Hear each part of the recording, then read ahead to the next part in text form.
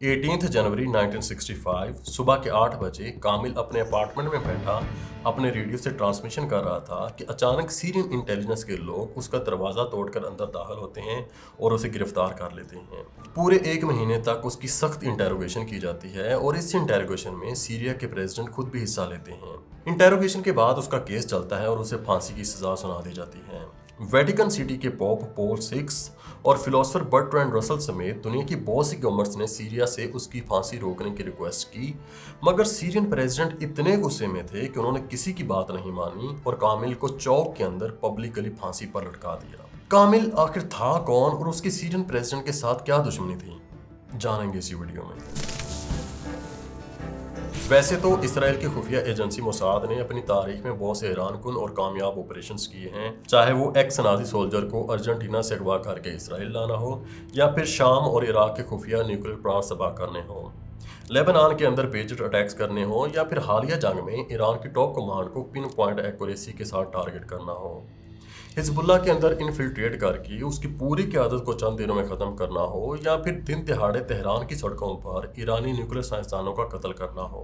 Mossad अपने इन्हीं operations की वजह से पूरी दुनिया में जानी जाती है, मगर मोसाद की तारीख में एक ऐसा जासूस भी आया था जिसने इस तरह के किसी ऑपरेशन में तो हिस्सा नहीं लिया था, मगर उसकी वजह से इसराइल ऐसे बहुत से ऑपरेशंस करने में कामयाब हो गया था। ये जासूस दुश्मन मुल्क में इस हद तक घुस गया था कि उस मुल्क के फैसला साज इसे अपने मुल्क का डिप्टी डिफेंस मिनिस्टर तक बनाने वाले थे। इस इसराइली जासूस का नाम था एली कोहेन और ये सीरिया यानी शाम में दाखिल हुआ था। आज की वीडियो में हम उसी की कहानी जानेंगे और ये भी जानेंगे कि इसराइल के जासूस पाकिस्तान में कैसे आते हैं।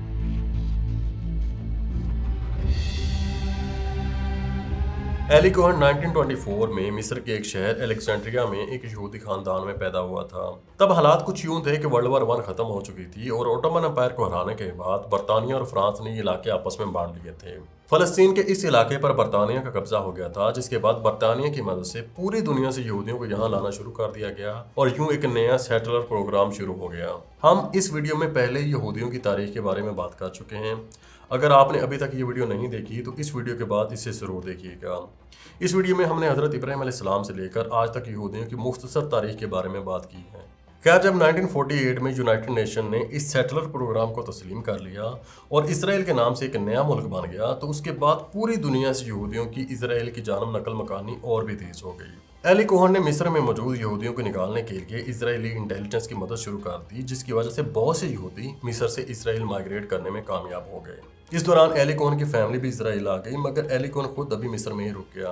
1954 में इसराइली इंटेलिजेंस ने मिस्र में मौजूद कुछ यहूदी नौजवानों को हायर किया और उन्हें टास्क दिया गया कि वो मिस्र में मौजूद अमेरिकी और बरतानवी तलीमी इदारों, सिनेमाज और लाइब्रेरीज पर बम धमाके करेंगे। प्लान ये था कि इन बम धमाकों का इल्जाम मुस्लिम ब्रदरहुड पर लगाया जाएगा, जिसके बाद बरतानिया अपनी फौज मिस्र से नहीं निकालेगी और सिक्योरिटी के लिए अपनी फौज मिस्र में ही रखेगी। जाहिर सी बात है, बरतानवी फौज का मिस्र में मौजूद रहना इसराइल के लिए बेहतर था, क्योंकि बरतानिया की फौज इसराइल की मदद किया करती थी।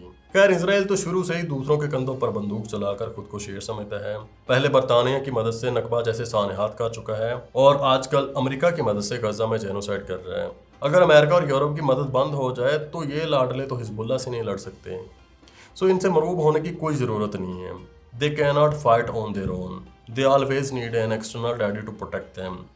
इनफैक्ट इसराइल का ये जो पूरा सेटलर प्रोग्राम था उसकी तो वजह ही ब्रिटिश एम्पायर थी। खैर, इसराइल का ये फॉल्स फ्लैग ऑपरेशन नाकाम हो गया और इजिप्शियन अथॉरिटीज ने ये तमाम बॉम्ब्स फटने से पहले ही पकड़ लिए। इजिप्शियन अथॉरिटीज ने इस ऑपरेशन के इल्जाम में 11 यहूदी नौजवानों को गिरफ्तार किया।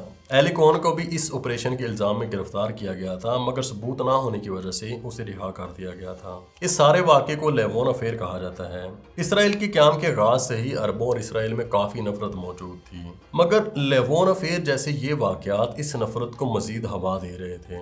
फिर जब 1956 में जमाल अब्दुल नासिर ने सुएज कनाल को नेशनलाइज करने का फैसला किया, तो बरतानिया, फ्रांस और इसराइल ने मिस्र पर हमला कर दिया, जिसके बाद मिस्र ने मिस्र में मौजूद यहूदियों को डिपोर्ट करना शुरू कर दिया और यूं एली कोहेन भी मिस्र से डिपोर्ट होकर इसराइल आ गया। اسرائیل آ کر اس نے اسرائیلی آکوپیشن فورسز کو جوائن کیا، جہاں اس نے ملٹری انٹیلیجنس میں ایز این اینالسٹ کام شروع کر دیا۔ وہ جلد ہی اس کام سے بور ہو گیا اور اس نے موساد میں جانے کی کوشش کی، مگر موساد نے اسے بھرتی کرنے سے انکار کر دیا، جس کے بعد ایلی کوہن نے دل برداشتہ ہو کر ملٹری انٹیلیجنس سے بھی استعفیٰ دے دیا۔ اگلے 2 سال تک وہ تل ابیب میں ایک کلرک کے طور پر کام کرتا رہا، مگر پھر موساد نے اسے خود ہائر کرنے کی آفر دے دی، کیونکہ اسرائیل ایلی کوہن کو سیریا میں ڈپلوائے کرنا چاہتا تھا۔ اس کی وجہ یہ تھی کہ سیریا اسرائیل کے لیے ایک بہت بڑا مسٹری باکس تھا۔ موساد کے پاس سیریا کے اندر کوئی بھی ریلائبل سپائی نیٹ ورک نہیں تھا۔ مطلب اسرائیل کو یہ پتہ ہی نہیں تھا کہ سیرین آرمی کے پاس کس قسم کے ہتھیار ہیں، ان کے بنکرز کہاں کہاں بنے ہوئے ہیں، سیرین ملٹری لیڈرشپ اسرائیل کے بارے میں کیا سوچ رہی ہے اور اس کے بارے میں کیا پلان بنا رہی ہے۔ یہ سچویشن اسرائیل کے لیے بہت ہی خطرناک تھی، کیونکہ دونوں ملکوں کے درمیان بارڈر پر اکثر کلیشز ہوتے رہتے تھے، اور اس سے بھی بڑا ایشو تھا جارڈن ریور کے پانی کا۔ اسرائیل جارڈن ریور کے پانی کو اپنے ایگریکلچر اور ڈومیسٹک یوز کے لیے استعمال کرتا تھا، اور جارڈن ریور کا پانی اسرائیل کے لیے ایک لائف لائن تھا۔ سیریا نے پلان بنایا کہ جارڈن ریور کو ڈائیورٹ کر کے اسرائیل کو اس کے پانی سے محروم کر دیا جائے۔ سیریا نے اس پروجیکٹ کے لیے ایک سیزنڈ کانٹریکٹر کو ہائر کیا، جس کا نام تھا Mohammed bin Laden, and yes he was the father of Osama bin Laden. اگر سیریا یہ پروجیکٹ کرنے میں کامیاب ہو جاتا تو یہ اسرائیل کے لیے ایک بہت بڑا ڈراؤنا خواب ثابت ہو سکتا تھا۔ پھر سیریا کو گولان ہائٹس کا بھی ایڈوانٹیج تھا۔ گولان ہائٹس سے نیچے اسرائیل نظر آتا تھا، اور سیریا کے لیے کسی کو بھی نیچے ٹارگٹ کرنا کمپیریٹیولی ایزی تھا۔ اس لیے جب بھی اسرائیل اور سیریا کے درمیان بارڈر کلیشز ہوتے تھے تو زیادہ نقصان اسرائیل کا ہی ہوتا تھا۔ اسی لیے اسرائیل سیریا کے معاملے میں بہت ڈیسپریٹ ہو رہا تھا، کیونکہ اسرائیل کے پاس سیریا کے اندر کوئی بھی ریلائبل سپائی نیٹ ورک نہیں تھا جو سیریا کے اندر کی خبریں اسرائیل تک پہنچا سکے۔ پانی اور بارڈر پر ہونے والے کلیشز کے علاوہ ایک ایشو یہ بھی تھا کہ 1958 میں جمال عبد الناصر نے سیریا اور ایجپٹ کو ملا کر یونائٹڈ عرب ریپبلک بنانے کا اعلان کر دیا، جس کا سادہ سا مطلب یہ تھا کہ اب سے سیریا اور ایجپٹ آفیشلی ایک ملک بن گئے ہیں۔ یہ اسرائیل کے لیے ایک بہت ہی خطرناک صورتحال تھی، کیونکہ اس کے دونوں ہمسائے جو اس کے دشمن بھی ہیں اب وہ ایک ہو گئے تھے۔ اگر وہ دونوں مل کر اسرائیل پر ایک ساتھ حملہ کریں تو اسرائیل ان دونوں کے درمیان ایزیلی پھنس سکتا تھا۔ اس لیے اسرائیل کو ایک ایسا جاسوس چاہیے تھا جو بہت کم وقت میں سیریا میں گھس سکے اور وہاں سے معلومات اسرائیل تک پہنچا سکے۔ اس اسائنمنٹ کے لیے موساد کو ایلی کوہن سے بہتر کوئی نہیں مل رہا تھا، کیونکہ ایک تو ایلی کوہن کو عربک آتی تھی کیونکہ وہ مصر میں پلا بڑا تھا، پھر اسے عربوں کے رسم و رواج کا بھی اچھے سے اندازہ تھا، پھر اس کا ایکسنٹ بھی عربوں جیسا تھا۔ اس کے ماں باپ بھی سیرین جیوز تھے جو بعد میں مائیگریٹ کر کے ایجپٹ چلے گئے تھے۔ پھر ایلی کوہن اس سے پہلے اسرائیلی انٹیلیجنس کی مصر میں مدد بھی کر چکا تھا، سو اسے کچھ ایکسپیرینس بھی تھا۔ انہی وجوہات کی بنا پر موساد نے خود ایلی کوہن کو ہائر کرنے کا فیصلہ کیا، اور یوں ایلی کوہن کے موساد میں جانے کی خواہش بھی پوری ہو گئی۔ موساد نے ایلی کوہن کو ہائر کرنے کے بعد 6 مہینے تک اس کی سخت ٹریننگ کی۔ اس کی فوٹوگرافک میموری پر کام کیا گیا اور اسے سکھایا گیا کہ چیزوں کو ایک سرسری سی نظر دیکھنے کے بعد سب چیزوں کو کیسے یاد رکھنا ہے۔ اسے مختلف ویپنز، گاڑیوں اور بہت سی چیزوں کے بارے میں ایجوکیٹ کیا گیا۔ اسے یہ بھی سکھایا گیا کہ اگر کوئی تمہارا پیچھا کر رہا ہو تو اسے کیسے پہچاننا ہے اور اسے بچنا کیسے ہے۔ اسے پھر یہ بھی سکھایا گیا کہ اگر کہیں پکڑے گئے تو اس صورتحال میں کیا کرنا ہے اور اپنے نفس پر کیسے قابو رکھنا ہے۔ ٹریننگ ختم ہونے کے بعد ایلی کوہن کی نئی آئیڈینٹی پر کام شروع کیا گیا۔ اس کا نام ایلی کوہن سے بدل کر کامل امین طابت رکھا گیا، اور اس کی سٹوری یوں بنائی گئی کہ اس کے ماں باپ سیریا سے مائیگریٹ کر کے ارجنٹینا چلے گئے تھے، جہاں انہوں نے اپنا ایک بہت بڑا کاروبار شروع کیا تھا، اور پھر اپنے ماں باپ کی وفات کے بعد یہ اس بزنس کا مالک بن گیا تھا۔ موساد نے اس کی سٹوری کو پرفیکٹ کرنے کے لیے اس کے ماں باپ کی ارجنٹینا میں نقلی قبریں تک بنوا ڈالی تھیں، اور جب بعد میں سیرین آفیشلز نے اس کی بیک سٹوری کو چیک کرنے کے لیے ان قبروں کو تلاش کیا تو ارجنٹینا میں کامل امین طابت کے ماں باپ کی فرضی قبریں موجود تھیں، جس کی وجہ سے سیرینز کو اس پر اور بھی اعتماد ہو گیا۔ خیر، یہ سٹوری بنانے کے بعد اسے سوئٹزرلینڈ بھیجا گیا، جہاں اس کا نیا پاسپورٹ بنایا گیا، اور پھر اسے نئے پاسپورٹ پر ارجنٹینا بھیج دیا گیا۔ اسے ارجنٹینا اس لیے بھیجا گیا تھا کیونکہ ارجنٹینا کے اندر سیرین ایلیٹس کی ایک بہت بڑی تعداد رہتی تھی، اس لیے وہاں اس کے لیے سیرین ایلیٹس کے اندر گھسنا قدرے آسان تھا۔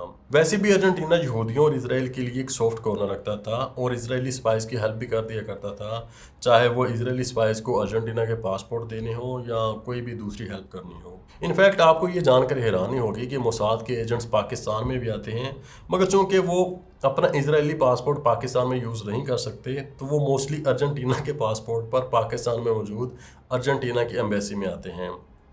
पाकिस्तान अर्जेंटीना की एम्बेसी के साथ ये इशू काफ़ी बार उठा भी चुका है। अर्जेंटीना में जाने के बाद एली कोहेन कामिल अमीन ताबित ने वहाँ स्लोली सोशलाइज करना शुरू कर दिया और वहाँ मौजूद सीरियन एलिट्स में उठना बैठना शुरू कर दिया। ये उनकी पार्टीज में जाता और कभी कभी खुद भी पार्टीज दे दिया करता था और इसी तरह वहाँ वो सीरियन एलिट्स में मशहूर होने लग गया। उन्हीं दिनों में अमीन अल हफीज़ भी अर्जेंटीना में मिलिट्री अताशी के तौर पर काम कर रहे थे और इसकी मुलाकात भी कामिल अमीन ताबित से हुई थी और ये अच्छे दोस्त भी बन गए थे। एली कोहेन अमीन अल हफीज़ को अक्सर पैम्पर किया करता था और कहा करता था कि सीरिया जैसे अजीम मुल्क को आप जैसे अजीम लीडर की ज़रूरत है। और मज़े की बात यह है कि अमीन अल हफीज़ इस चापलूसी से ना सिर्फ खुश हो जाता था बल्कि ये पूकी बॉय अक्सर ब्लश करना शुरू कर देता था। खैर, एली कोहेन अर्जेंटीना में बड़ी लेविश किस्म की पार्टीज देता था जहाँ सीरियन एलिट्स आती थी, शराबे कबाबें चलती थी, म्याऊ गोप गोप टाइप हरकतें भी होती थी और सीरियन एलिट्स बड़े कंफर्टेबली अपने सारे राज एली कोहेन के साथ शेयर कर देती थी। अर्जेंटीना में अपना कवर मजबूत बनाने के बाद एली कोहेन ने सीरिया जाने का फैसला किया। सीरिया में उसने एक पोश इलाके में एक अपार्टमेंट रेंट पर लिया जिसके आसपास एम्बेसीज, मिलिट्री हेडक्वार्टर्स और डिप्लोमेट्स रहते थे। ऐसा उसने इसलिए किया क्योंकि वहाँ से जासूसी करना आसान था।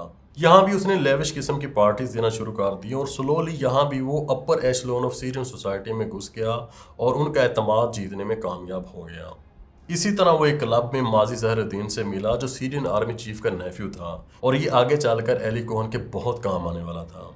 यहाँ भी उसकी पार्टीज में सीरियन एलीट आती थी और सीरियन इकोनॉमी, मिलिट्री और पॉलिटिक्स के बारे में खुलकर बात होती थी और एली कोहेन ये सारी बातें रेडियो ट्रांसमिशन के थ्रू इजराइल भेज दिया करता था। सीरिया में एली कोहेन बहुत से इन्फ्लुएंशियल लोगों से कनेक्शंस बनाने में कामयाब हो गया था और उनका एतमाद भी जीत चुका था। इसलिए जब ये लोग इसकी पार्टीज में आते थे तो अपने मुल्क की राज बिला झिझक इसके सामने उगल देते थे और एली कोहेन भी अच्छे बच्चों की तरह इन्हें टोकता नहीं था और सुकून से इन्हें सुनता रहता था। यहाँ से हासिल की गई कुछ इंटेलिजेंस और बाकी रूमर्स वो रेडियो ट्रांसमिशन के थ्रू अगले दिन इजराइल भेज दिया करता था। इसी किस्म की एक लेविश पार्टी में एली कोहेन की मुलाकात एक ऐसे इंजीनियर से हुई जो जॉर्डन रिवर को डाइवर्ट करने वाले प्रोजेक्ट पर काम कर रहा था।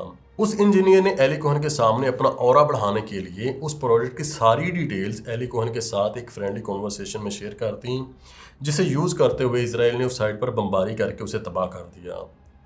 ये सीरिया के लिए एक बहुत बड़ा धचका था क्योंकि ये काम सीरिया बहुत ही खुफिया तरीके से कर रहा था। इसी तरह एली कोहेन का सीरियन आर्मी चीफ के नेफ्यू माजी ज़हरुद्दीन के साथ भी एक अच्छा कैजुअल कनेक्शन बन गया था और फिर एक दिन माजी खुद एली कोहेन को गोलान हाइट्स पर ले गया जहां उसे सीरियन आर्मी की मिलिट्री पोजीशंस दिखाई गई और उसे ये भी दिखाया गया कि सीरियन आर्मी के बंकर्स कहां कहां पर मौजूद हैं और सीरियन आर्मी के पास यहाँ किस किस्म के वेपन्स हैं। एली कोहेन ने वहाँ देखा कि सीरियन बंकर्स के ऊपर कोई शेड नहीं था और धूप डायरेक्ट बंकर्स के ऊपर पड़ रही थी। वहाँ एली कोहेन ने सीरियन फौजियों से हमदर्दी दिखाते हुए उनके ऑफिसर को मशवरा दिया कि इन बंकर्स के ऊपर दरख्त लगवा देने चाहिए ताकि सीरियन फौजियों को धूप में खड़ा ना होना पड़े। आर्मी ऑफिसर को उसकी ये बात अच्छी लगी और उसने उन बंकर्स के ऊपर दरख्त लगवा दिए और फिर जब 1967 में 6 डे वार हुई तो इजराइल ने इन्हीं दरख्तों को टारगेटिंग मार्कर के तौर पर यूज़ करते हुए इन पर बमबारी करके तमाम बंकर्स को तबाह कर दिया और सिर्फ 2 दिनों में गोलान हाइट्स पर कब्जा कर लिया।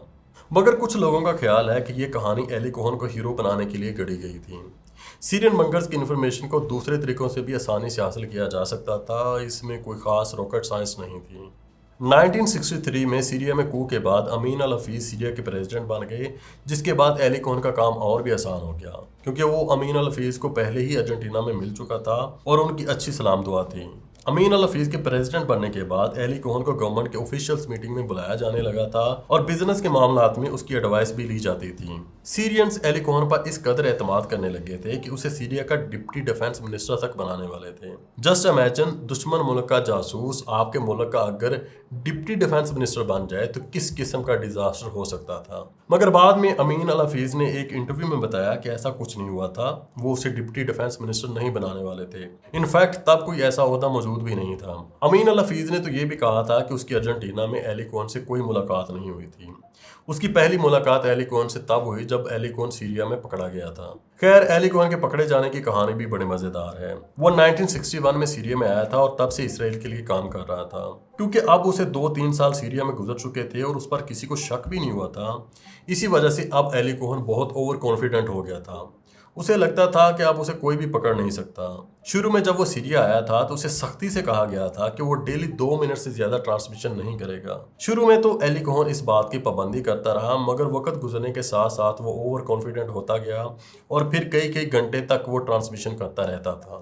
ایک بار تو وہ اکیلا فٹ بال کا میچ دیکھ کر بور ہو رہا تھا تو اس نے اپنا ریڈیو ٹرانسمیٹر نکالا اور اسرائیل میں موجود ایجنٹ سے فٹ بال کے بارے میں بات کرنے لگ گیا۔ ایلی کوہن چونکہ ایمبیسیز اور ملٹری ہیڈ کوارٹرز کے پاس رہتا تھا اور وہ اب ضرورت سے زیادہ ریڈیو ٹرانسمیٹر استعمال کر رہا تھا، اس لیے جب ایمبیسیز اپنا ریڈیو ٹرانسمیٹر آن کر کے ٹرانسمیشنز کرتی تھیں تو انہیں انٹرفیئرنس کا ایشو آتا تھا اور انہوں نے اس کی شکایت سیرین گورنمنٹ سے بھی کی تھی۔ دوسرا ایشو یہ تھا کہ جب سے اسرائیل نے جارڈن ریور والے پروجیکٹ پر بمباری کی تھی تب سے سیرینز کو شک تھا کہ ان کے اندر کوئی مول یا پھر جاسوس موجود ہے، کیونکہ جارڈن ریور والا پروجیکٹ بہت سیکرٹ تھا اور اسرائیل نے جس ایکوریسی کے ساتھ وہاں پہ بمباری کی تھی وہ کسی اچھی انٹیلیجنس کے بغیر پوسیبل نہیں تھی۔ ان وجوہات کی بنا پر سیرینز کو شک تھا کہ ان کے اندر کوئی نہ کوئی جاسوس موجود ہے۔ پھر احمد سیوڈانی کو ایلی کوہن پر شروع سے ہی شک تھا۔ جب ایلی کوہن ارجنٹینا میں تھا اور اس کی ملاقات امین الحفیظ سے ہوئی تھی تو اس ملاقات میں احمد سیوڈانی بھی موجود تھا اور اسی نے ایلی کوہن کا بیک گراؤنڈ چیک کرنے کے لیے اس کے ماں باپ کی فرضی قبریں بھی چیک کی تھیں۔ اب احمد سیوڈانی سیرین ملٹری انٹیلیجنس کا ہیڈ بن چکا تھا۔ اس نے اس جاسوس کو پکڑنے کے لیے سوویت یونین سے ریڈیو ڈائریکشن فائنڈنگ ڈیوائس یا RDF منگوایا اور اس جاسوس کی تلاش شروع کر دی۔ سیوڈانی نے ملٹری، گورنمنٹ آفیسز اور ایمبیسیز کو ایک اسپیسیفک ٹائم میں ریڈیو ٹرانسمیٹر استعمال کرنے سے منع کر دیا تاکہ وہ اس جاسوس کی ریڈیو ٹرانسمیشن کو سنگل آؤٹ کر سکے۔ اور پھر 18 جنوری 1965 کو صبح کے 8 بجے جب ایلی کوہن نے اپنی ٹرانسمیشن بھیجنا شروع کی تو احمد سیوڈانی نے RDF کو یوز کرتے ہوئے اس کی لوکیشن نکال لی اور اسی وقت ایلی کوہن کے اپارٹمنٹ پر ریڈ کر کے اسے رنگے ہاتھوں پکڑ لیا۔ ایلی کوہن کو اریسٹ کرنے کے بعد اس سے 1 مہینے تک سخت انٹیروگیشن کی گئی اور پھر ملٹری کورٹ نے اسے پھانسی کی سزا سنا دی۔ ایلی کوہن کی پھانسی روکنے کے لیے ویٹیکن سٹی کے پوپ پول VI، فلاسفر برٹرینڈ رسل، کینیڈین پرائم منسٹر اور فرانس اور بیلجیم کی گورنمنٹس نے بھی سیریا سے ریکویسٹ کی کہ وہ ایلی کوہن کو پھانسی کی سزا نہ دیں۔ اسرائیلی پرائم منسٹر گولڈا میئر نے بھی سوویت یونین سے ریکویسٹ کی کہ وہ سیریا کو کہہ کر ایلی کوہن کی پھانسی رکوا دیں، مگر ایلی کوہن نے سیریا کا نقصان ہی اتنا زیادہ کر دیا تھا کہ سیریا نے کسی کی بھی بات ماننے سے انکار کر دیا اور پھر 18 مئی 1965 کو اسے پبلکلی پھانسی پر لٹکا دیا گیا۔ اس کی لاش وہاں 6 گھنٹے تک لٹکتی رہی۔ پھانسی کے بعد اسے ایک خفیہ مقام پر دفن کر دیا گیا تاکہ اس کی قبر اسرائیل کو نہ مل سکے اور اسرائیل کو اسپیشل آپریشن کر کے اس کی لاش کو وہاں سے نکال نہ سکے اور اسرائیل آج تک اس کی قبر ڈھونڈنے میں کامیاب نہیں ہو سکا۔